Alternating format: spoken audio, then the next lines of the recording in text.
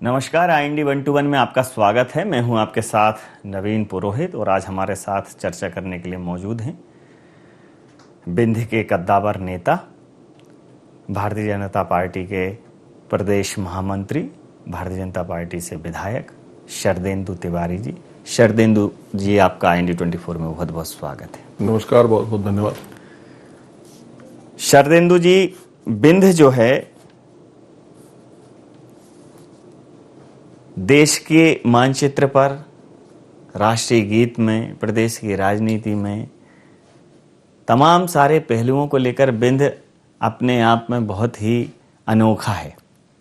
और अगर राजनीतिक परिदृश्य की बात करें तो एक अनोखी बात हुई विंध्य में। भारतीय जनता पार्टी का प्रतिनिधित्व करते हुए आपने विंध्य में बरसों से राजनीति कर रहा है वो परिवार, अजय सिंह जी राहुल भैया को आपने हराया।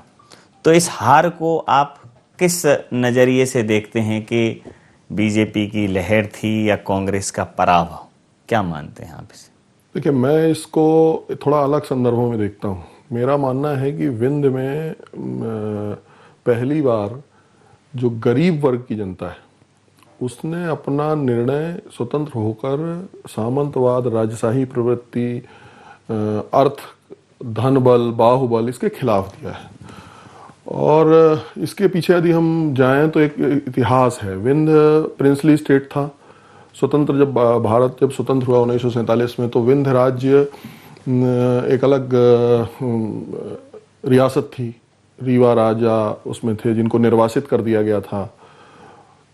तो बेसिकली सामंतों ने अंग्रेजों के साथ मिलकर एक अंग्रेजी व्यवस्था को बनाए रखने, अप्रत्यक्ष रूप से बनाए रखने का काम किया था। और उस दौरान उन्होंने किसानों, मजदूरों, इनके खिलाफ बड़े अत्याचार किए थे।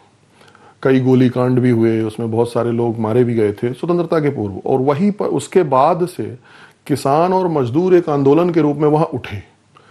पहले उसका नेतृत्व तो समाजवादियों ने किया, बाद में कुछ समय तक बहुजन समाज पार्टी और भारतीय जनता पार्टी, जनसंघ 1980 के बाद से।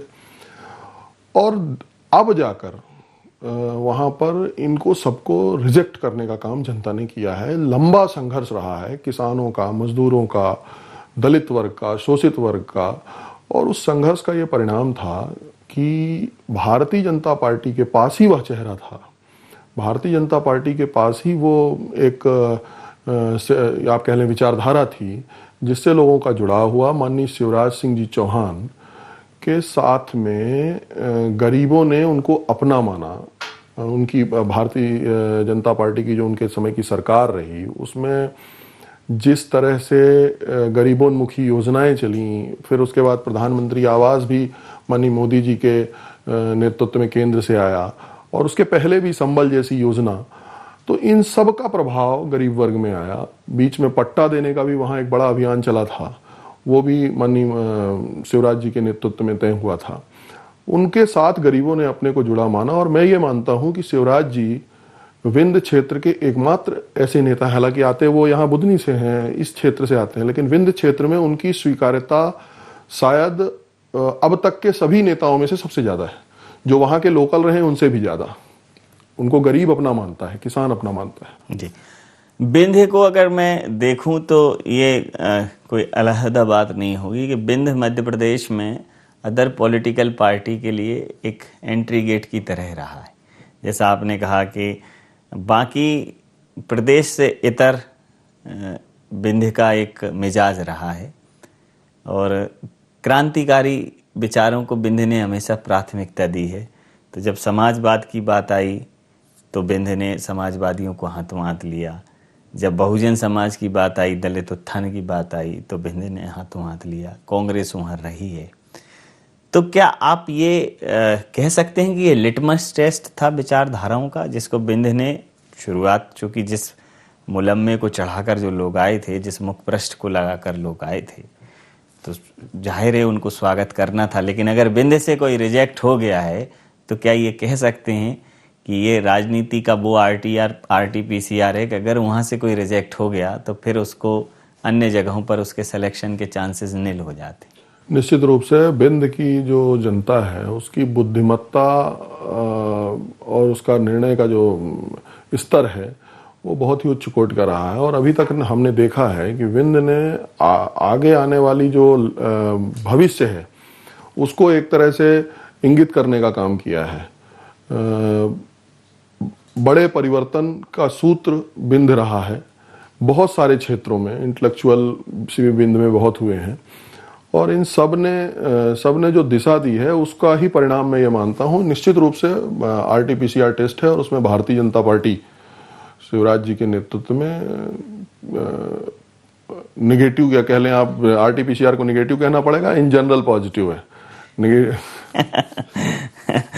बहुत ही बारीक शब्द पर भी आपने ध्यान दिया। अगर विंध्य के प्रतिनिधित्व की बात करें, विंध्य का योगदान 2018 के चुनावों में पूरे का पूरा विंध्य प्रदेश जो है भारतीय जनता पार्टी के कमल की पंखुड़ियों की तरह हो गया, लेकिन विंध्य को उस अनुपात में सरकार में प्रतिनिधित्व नहीं मिला, इस प्रकार की शिकायतें आती हैं। आप कितना इत्तेफाक रखते हैं इस बात? मेरा मानना है कि विंध्य को का देखिए प्रतिनिधित्व तो आप एनालिसिस करते हैं तो आप सरकार के हिसाब से एनालिसिस करते हैं। हम जब विंध्य की एनालिसिस करते हैं तो भारतीय जनता पार्टी में विंध्य के लोगों का के महत्व का, उनके स्थान का आकलन करते हैं। और मेरा ये मानना है जिन परिस्थितियों में सरकार बनी वो सर्वविदित है। उसके बाद भी हमारे यहाँ से यदि आप केवल उसको लें, विंध्य को ही ले लें, तो 3 मंत्री तो अभी वैसे भी हैं, 2 कैबिनेट मंत्री हैं, विशाउलाल जी हैं, मीना सिंह जी हैं और राम खिलावन जी हमारे यहाँ से मंत्री हैं। पदाधिकारियों की यदि आप बात करें तो 5 पदाधिकारी हमारे यहाँ से, मैं महामंत्री हूँ, 2 उपाध्यक्ष हैं, 2 मंत्री हैं। और मुझे नहीं लगता कि कोई भी हमारे यहाँ के ऐसे विधायक हैं या ऐसे कोई भी बड़े वरिष्ठ नेता हैं जिनका स्थान और जिनकी बात का वजन भारतीय जनता पार्टी में किसी भी अन्य से कम है। तो प्रतिनिधित्व के लिहाज से भी आप देखेंगे तो पर्याप्त प्रतिनिधित्व दिखता है। अब निश्चित रूप से मंत्रिमंडल का आकलन करेंगे, उसमें भी मैं कमी नहीं मानता। यदि पुराने विंध्य को देखें तो दतिया तक आ जाता है और इधर आपका पन्ना तक आ जाता है। तो ब्रजेंद्र प्रताप सिंह जी भी हैं, उधर नरोत्तम जी भी आ जाते हैं उसी में। तो यदि पूरा बड़ा आप देखेंगे, हमें यदि बड़ा व्यापक वो रखेंगे तो मुझे ऐसा नहीं लगता। और मुझे लगता है अभी हमारे स्पीकर भी वहीं से हैं। जी बिल्कुल ठीक है। फिर इन सब मांगों के बावजूद विंध्य से एक अलग विंध्य प्रदेश की आवाज उठती रही है। कभी कभी यदा कदा अभी भी उठ जाती है कि एक विंध्य प्रदेश बनाने की मांग जो है वो बलवती होती चली जाती है। तो क्या भारतीय जनता पार्टी, पिछले 15 सालों से आपकी ही सरकार है, विंध्य को वो मुकाम अभी तक नहीं मिल पाया है कि लगता है उन्हें एक अलग स्टेट की ज़रूरत है, अलग सीमाओं की ज़रूरत है? देखिए, मैंने पिछले 15 वर्ष का और उसके पहले के वर्षों का आकलन किया तो मैं ये पाता हूँ कि यदि वहाँ हम सड़कों की बात करें, यदि बिजली की बात करें या अन्य पुल पुलिया की बात करें या अन्य तरह के जो भी विकास के कार्य हैं उनकी बात करें तो पिछला 15 वर्ष हमारे लिए स्वर्णिम रहा है। और मध्य प्रदेश की सरकार ने, शिवराज जी की सरकार ने, जिसको कहते हैं स्पेशल अटेंशन देने का काम, बाण सागर जैसे बांध से के माध्यम से बहुत बड़े विंध्य के क्षेत्र के किसानों को राहत मिल रही है, जो पहले सन 77 से शुरू था, अभी तक कुछ हो ही नहीं पाया था। तो विंध्य को महत्व मिलना शुरू हुआ है। और जहाँ तक यदि हम बड़े संदर्भों में सोचें, देश के संदर्भ में सोचें, प्रदेश के संदर्भ में सोचें, तो सबको मिलजुल कर ही रहना है। सब अपने एक जिला अलग होने की बात करे, तहसील अलग होने की बात करे, तो मुझे लगता है आपसी सामंजस्य और आप एक दूसरे की जो आवश्यकताएं हैं उनको हम पूरा नहीं कर सकते हैं। ऐसा लगता है मुझे कि हमारा पूरा ध्यान रखा जा रहा है और हम विंध्य के लोग विकास की गति में अगुआ हैं, आगे चल रहे हैं। जी, कमलनाथ जी अभी गए थे, मैहर की मां शारदा के दर्शन किए और एक स्टेटमेंट भी दिया। विंध्य से काफ़ी निराश दिखे वो। फिर उसके बाद एक काउंटर स्टेटमेंट भी आया। कमलनाथ जी ने कहा कि विंध्य से जो है उनको अपेक्षित सहयोग नहीं मिल पाया। तो उनके इस स्टेटमेंट को आप किस दृष्टिकोण से लेते हैं? राजनीतिक दल के अध्यक्ष के रूप में उनको इसका आकलन करना चाहिए, कमियां ढूंढनी चाहिए। उन्होंने कुछ कमियां ढूंढी होंगी तो उनको सार्वजनिक भी करना चाहिए और उसको सुधारने का प्रयास करना चाहिए। मुझे आप लगता ये है मानते हैं कि वो कमी प्रदेश विंध्य का वो नेतृत्व है जो बरसों से वहाँ काबिज है? अब ये कांग्रेस के लोग इसको तय करेंगे, कांग्रेस के प्रदेश अध्यक्ष कमलनाथ जी तय करेंगे, मेरा विषय नहीं है ये। लेकिन एक परिवार के माध्यम से चलने वाली पार्टी, व्यापारियों की पार्टी, राजा महाराजाओं की पार्टी, सामंतों की पार्टी, केवल वही बन के यदि कांग्रेस रह गई है तो इस तरह के दिन तो आने ही हैं और भी अभी स्थितियां और खराब होती जाएंगी। जी, जिस प्रकार से मध्य प्रदेश की अगर बात करें कि आपने कहा कि ये तो कांग्रेस का मसला है तो उनको ही विचार करना चाहिए, लेकिन एक मसला और है जो अब आपका है। कांग्रेस कह रही है कि अब आपके यहाँ अंतर्कलह ज़्यादा है।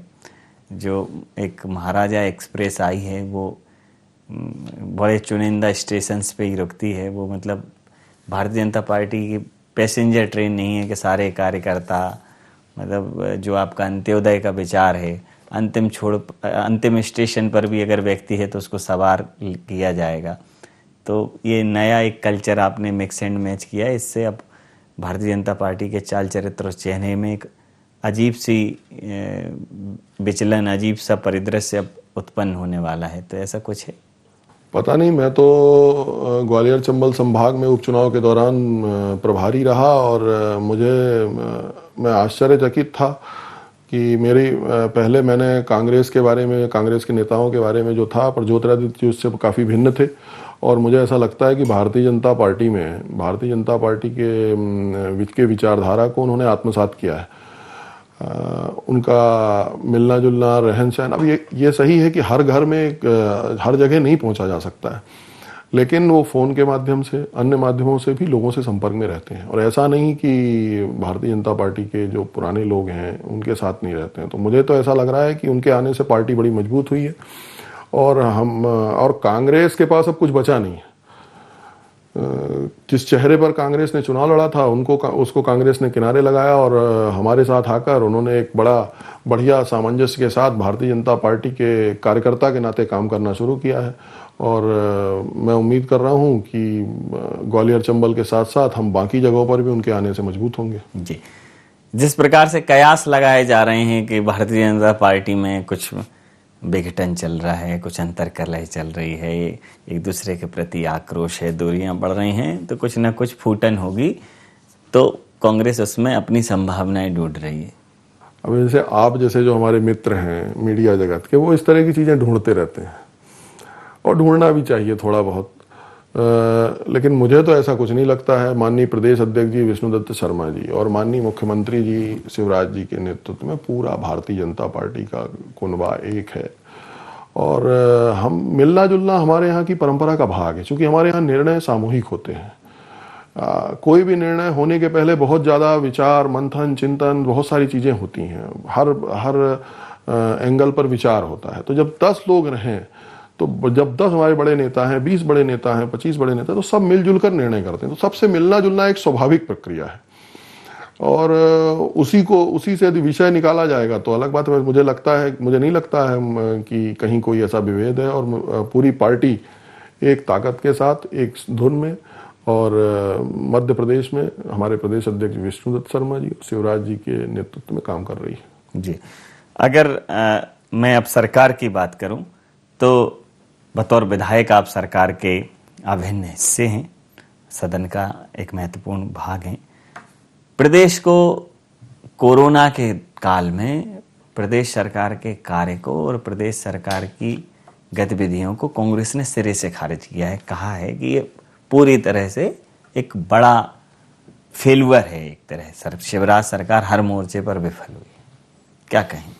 देखिए, कोरोना कोई साधारण बीमारी थी नहीं। कोरोना एक वैश्विक महामारी थी और महामारियां जब आती हैं तो अचानक ही आती हैं। जो पिछला करीब 1-1.5 महीने का कार्यकाल समय रहा, उसमें 7-8 दिन का समय एकदम वो पीक पे थी, जो दूसरी लहर थी कोरोना की। और उस दौरान मध्य प्रदेश के मुख्यमंत्री शिवराज जी ने जिस गति से और जिस तेजी से उसको नियंत्रित करने के लिए मेहनत की है, वो उसका कोई जोड़ नहीं है। मध्य प्रदेश को आपने देखा होगा कि एकदम से मध्य प्रदेश में ग्राफ नीचे आया। उसके पीछे कई कारण रहे हैं। एक तो उनका जो आह्वान था जनता कर्फ्यू का, उसको जिस तरह से जनता ने एक्सेप्ट किया है। मेरे अपने क्षेत्र में एक जनपद क्षेत्र है रेदवरिया, वहां पर 4-5 सरपंचों ने मिलकर तय किया कि हम ब्लॉक करेंगे, और उससे प्रेरणा लेकर पूरे विधानसभा में लगभग सभी ने ब्लॉक कर दिया। उससे उनकी स्वतंत्रता भी बनी रही, और अंदर वो गांव के अंदर उनका घूमना फिरना भी रहा है। और जो कोरोना पीड़ित लोग मिले, उनको उन्होंने आइसोलेट किया, और आइसोलेट करने के साथ ही उनकी केयर भी की। जो किसी एक परिवार में 4 लोग हो गए तो उनको भोजन देना, ये सब काम भी गांव के लोग ही कर रहे थे। ये जो आह्वान था उनका, इसने बड़ा काम किया। और फिर बाद में जो किल कोरोना अभियान चला, इन दोनों ने, कांग्रेस कहती है ये आह्वान और जो जनता से अपील और किल कोरोना और मेरा मास्क मेरी सुरक्षा, ये तमाम सारे जो आयोजन प्रयोजन शिवराज जी करते हैं, ये सिर्फ पब्लिसिटी स्टंट है।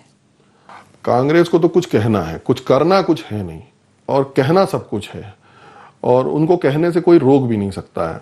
लेकिन जो धरातल है, जिन्होंने जो काम हुआ है, जो नीचे हम लोगों ने काम किया, देखिए उसको स्वीकार करना पड़ेगा।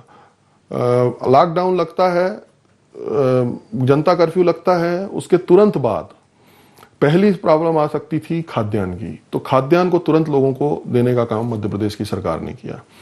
उसके बाद किल कोरोना चलाकर दवाइयां देने का। अभी कोई ऐसा ऑक्सीजन की और कुछ समय के लिए कमी ऐसी थी कि हमारे पास तो उतना ऑक्सीजन था नहीं। जैसे मैं जिस जिले से आता हूं, उस जिले में ऑक्सीजन का कोई प्लांट नहीं है हमारे पास। हमने पहले से इतने सारे सिलेंडर भी नहीं थे कि हम 500-800 सिलेंडर रखें, पर उसकी तुरंत व्यवस्था करने का काम मध्य प्रदेश के मुख्यमंत्री ने किया। और उसके लिए उन्होंने कितने जतन किए होंगे, रात रात भर जगना पड़ा होगा, और उसी का परिणाम था कि मध्य प्रदेश में हम इसको नियंत्रित करने में सफल हुए हैं। और आज पॉजिटिविटी रेट बहुत कम है। कई जिले ऐसे हैं जहां एक भी केस नहीं आ रहे हैं, और व्यवस्थाएं भी अब लगभग दुरुस्त हैं। जैसे मैं एक एग्जाम्पल आपको बताना चाहता हूँ। सीधी बहुत छोटा जिला है, और डिस्ट्रिक्ट हॉस्पिटल हमारे यहाँ का जो रहा है वो मूलतः रेफरल हॉस्पिटल रहा है। थोड़ा सा भी सीरियस पेशेंट हुआ तो रीवा में मेडिकल कॉलेज को रेफर कर देते थे। इस बार चूंकि रीवा में भी पेशेंट्स वहां आ गए थे, और हॉस्पिटल रीवा में सीधी के भी आ रहे हैं, इलाहाबाद तरफ से भी पेशेंट आ रहे हैं, यूपी के पेशेंट, दिल्ली के पेशेंट मध्य प्रदेश में दवाई कराने आ रहे थे। मेरे एक रिश्तेदार हैं, उन्होंने दिल्ली में, उनको नहीं एडमिशन मिला, तो दिल्ली से वो मध्य प्रदेश में रीवा में आके उन्होंने एडमिशन लिया। रीवा में उनका फैमिली रहा। तो हमने अपनी जो सीधी की हॉस्पिटल थी, उसी में हमने पूरी तैयारी की, और उसमें तैयारी करने के बाद हम उसको आज इस स्थिति में ले आए हैं कि मतलब पूरे इस कोरोना अभियान के दौरान कि हमने वहां बहुत सारे पेशेंटों को बचाया। अब मुझे खबर मिलती थी, जैसे आप लोगों को भी खबर मिल रही है कि साहब हॉस्पिटल में ये नहीं हो रहा, नर्सिंग प्रॉपर नहीं हो रही, दिक्कतें हो रही। तो मैंने जब पीक पे कोरोना था, उसी समय मैंने पीपीई किट पहन के, मेरे साथ जिला के अध्यक्ष भी वहां के थे, 10 मिनट पहले मैंने कलेक्टर को कहा कि मैं विजिट पे जा रहा हूँ, कोरोना के सभी वार्ड में सभी मरीजों से बात करूंगा जो वेंटिलेटर पर हैं, उनको छोड़ के। करीब 3 घंटे में रहा पीपीई किट पहन के, और मुझे बड़ा खुशी भी हुई, और मतलब मैं आश्चर्यचकित भी था कि जो प्राइवेट हॉस्पिटल्स थे उससे बढ़िया नर्सिंग सीधी के हमारे रिमोट के छोटे से जिला अस्पताल में हो रही थी। निश्चित रूप से डॉक्टरों की संख्या कम थी, तो डॉक्टरों की विजिट 4 घंटे 6 घंटे 8 घंटे में, जैसे मेडिकल कॉलेजेस में पीजी डॉक्टर्स रहते हैं तो उनकी विजिट प्रॉपर हो जाया करती। हमारे यहाँ विजिट जो सीनियर डॉक्टर्स थे उनकी 6 घंटे 8 घंटे में हो रही थी। बट उनको जैसे ही खबर मिलती कि साहब इसका ऑक्सीजन लेवल कम हो रहा है, इसको अब आईसीयू में शिफ्ट करना है, या ये आईसीयू में ठीक हो गया है, इसको दूसरी जगह शिफ्ट करना है, तो वो तुरंत एक्शन ले रहे थे। और कम से कम 1 महीना का समय ऐसा रहा है कि मैं धन्यवाद दूंगा नर्सिंग स्टाफ को, मेडिकल डॉक्टर्स को, कि उन्होंने रात दिन जगकर मेहनत की है। कई बार तो ऐसा हुआ है कि मैंने रात को खुद 3 बजे 4 बजे कलेक्टर को, सिविल सर्जन को और सीएमएचओ को फोन किया कि फलाने पेशेंट की स्थिति ऐसी है, तो वो रात को आकर उन्होंने देखने का काम किया है। तो कुल मिलाकर ये क्यों हो रहा था? क्योंकि माननीय मुख्यमंत्री जी खुद काम कर रहे थे, वो खुद प्रेरणादायक उनका रोल था।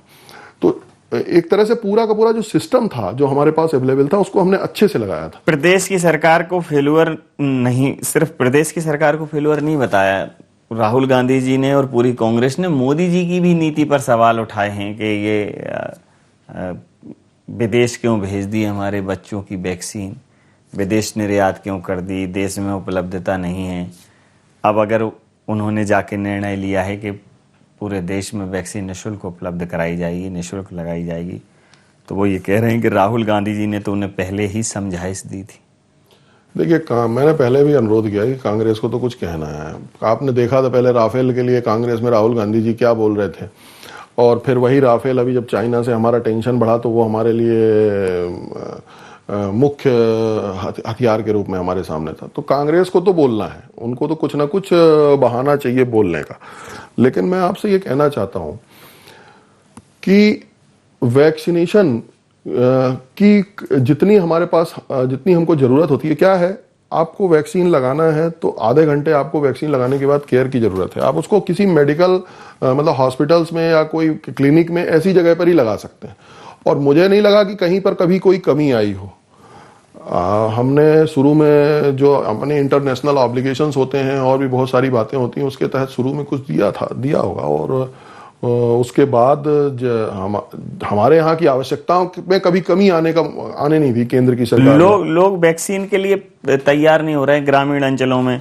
कांग्रेस, आप लोग कहते हो कि इसके लिए कांग्रेस जिम्मेदार है कि शुरुआत में इन्होंने भ्रम फैलाया वैक्सीन को लेकर, और अभी भी लगातार कोशिश कर रहे हैं सरकार, प्रशासनिक अमला के लोग वैक्सीनेशन के लिए तत्पर हों, तैयार हों, वैक्सीनेशन कराएं।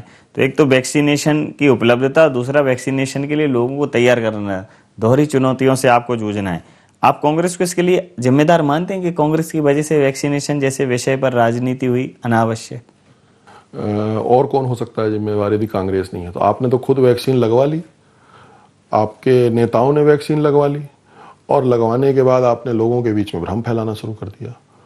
आपने लोगों को कई तरह के, हम लोग तो फील्ड में रहते हैं, मैं विधायक भी हूं, तो कांग्रेस के बहुत सारे कार्यकर्ता जिनने खुद लगवा रखी है वैक्सीन, खुद अपने को सुरक्षित कर लिया है, और लोगों के बीच में कई तरह की बातें करते हैं। मतलब अब मैं यहाँ रिपीट नहीं करता, आश्चर्यजनक चीजें बोल जाते हैं जिनके बारे में हम कल्पना नहीं कर सकते कि ऐसी भी बातें कही जा सकती हैं। और जितने तरह के भ्रम फैलाए गए गरीब जनता के बीच में, मुझे लगता है कि ये मानवता के विरुद्ध अपराध है। ये राजनीति बस नहीं है, ये एक पूरी की पूरी मानव जाति के विरुद्ध एक गंभीर किस्म का अपराध है, जिसको ऊपर भगवान भी देख रहा है। अंतिम और महत्वपूर्ण प्रश्न, अब चूंकि अनलॉक की प्रक्रिया में आ गए, तीसरी लहर को रोकना चुनौती है और जान और जहान चलाने की जद्दोजहद है, साथ में प्रदेश को जो आपने विकास की मुख्य धारा पर दौड़ाने की एक संकल्प लिया है और स्वर्णिम मध्य प्रदेश बनाने की बात कही है, सक्षम मध्य प्रदेश बनाने की बात कही है, तो क्या शिवराज सरकार 2023 में जनता के सामने पूरे कॉन्फिडेंस के साथ इन सारी चुनौतियों के बावजूद खड़ी होगी कि एक बार और जनता उनको प्रतिसाद दे, एक बार जनता और नेतृत्व सौंपे? बिल्कुल, हमने काम किया है। सबके साथ सबका विकास और सबका विश्वास हमारा नारा है, और उस नारे के तहत ही हम काम कर रहे हैं। इस कोरोना काल में भी जिस तरह से सरकार ने मजबूती से नियंत्रण लाने का काम किया, और जो डिसीज्ड लोग थे उनके लिए जिस तरह की नई योजनाएं, अनुकंपा नियुक्ति की बात और बहुत सारी बातें हैं, मैं उनको पूरी योजनाओं को रिपीट नहीं कर रहा आपके सामने, पर जिस तरह से काम करना शुरू किया है वो भी तब जब कमलनाथ जी की सरकार 15 महीने बाद जब गई तो हल्ला मचाते हुए गई कि हमारे पास कुछ नहीं है, हम खजाना खाली है, हमारे पास कुछ भी नहीं है। और उसके बाद भी आप देख रहे हैं कि बड़े बड़े प्रोजेक्ट्स भी हो रहे हैं, किसानों की खरीदी भी हो रही है, लोगों को राशन भी मुफ्त दिया जा रहा है, अन्य छोटे छोटे विकास के कार्य जो गांव लेवल के हैं वो भी चालू हैं, रोजगार गारंटी के रूप में बड़ी योजनाएं भी चलाई जा रही हैं। और साथ ही कोरोना में जो एकदम से बहुत सारा आर्थिक बोझ सरकार के ऊपर आया है उसको भी पूरा करने का काम सरकार ने किया है। और ये तो मैं, बहुत सारे लोग पूछ देते हैं, शिवराज जी कई बार हंसते हैं, मुझसे पूछते हैं कि चमत्कार ये कहाँ से हो रहा है, पैसा कहाँ से आ रहा है। तो जहाँ मन है, जहाँ इच्छा है, लोगों का काम करने की मन में जद्दोजहद है, एक जुनून है कि हमें मध्य प्रदेश को स्वर्णिम मध्य प्रदेश बनाना है, तो ऐसे मुखिया के नेतृत्व में हम निश्चित रूप से चौथी बार जाएंगे और 2023 में फिर जीत के आएंगे। तो चाहे बरसें जेठ अंगारे या पतझड़ हर फूल उतारे, अगर हवा में संकल्प घुला है, हर मौसम सुख का मौसम है। तो संकल्प शक्ति के सहारे, अपने दृढ़ इच्छा शक्ति के सहारे और अपने कार्यों के सहारे 2023 में न सिर्फ इन चुनौतियों से उबर के जनता के सामने खड़े होंगे, बल्कि जनता के लिए भारतीय जनता पार्टी से बेहतर विकल्प कोई नहीं होगा। इस प्रकार की बात शरदेंदु जी आपने कही। तमाम सारे पहलुओं पर जिस प्रकार से बिंद के चिरपरिचित अंदाज को आपने हमारे साथ साझा किया, इतना समय में दिया, आपका बहुत धन्यवाद, बहुत आभार। बहुत बहुत धन्यवाद।